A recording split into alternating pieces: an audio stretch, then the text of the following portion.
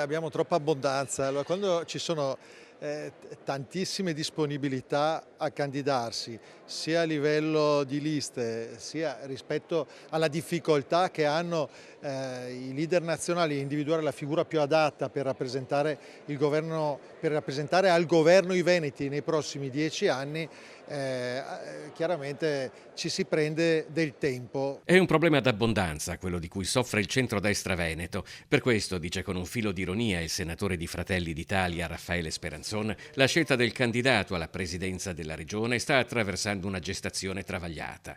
Al porto di Venezia, alla presentazione dei simulatori di guida di navi e treni, c'è mezzo stato maggiore del partito e l'argomento regionali è inevitabilmente sul piatto. L'attesa non ha aiutato sicuramente a calmare gli animi perché ha creato aspettative e soprattutto si è discusso più di fantanomi, per così dire, più che di contenuti della regione. Credo che ci sia anche qualcosa di positivo in tutto ciò, ovvero che discuta il nome del candidato sempre mantenendo, indipendentemente da dove arriverà il candidato, ovvero se da Fratelli d'Italia, Lega o Forza Italia, un centrodestra unito. Insomma, in casa Fratelli d'Italia si starebbe iniziando a pensare che il nome del candidato presidente rivesta un'importanza relativa, perché si stima che comunque i rapporti di forza elettorali saranno ribaltati rispetto ad una giunta uscente dove tranne uno tutti gli assessorati erano a guida leghista. Ho fatto l'assessore quando ero da sola e tutti gli altri erano leghisti. Io credo che la forza sia quella delle idee e sia quella di un governo che non deve avere fibrillazioni, quello regionale, perché va in continuità, ma ha bisogno oggi di nuovi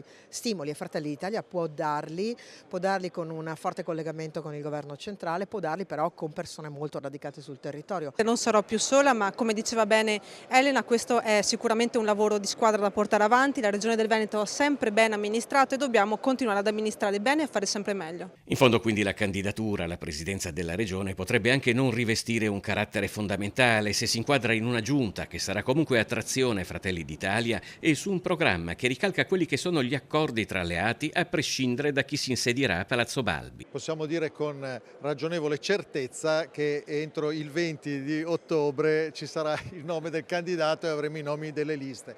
L'auspicio è quello che già questa settimana i veneti possano sapere chi sarà il candidato presidente di un centrodestra unito che coeso garantirà la continuazione di quei 30 anni di governo che abbiamo alle spalle anche per i prossimi 10.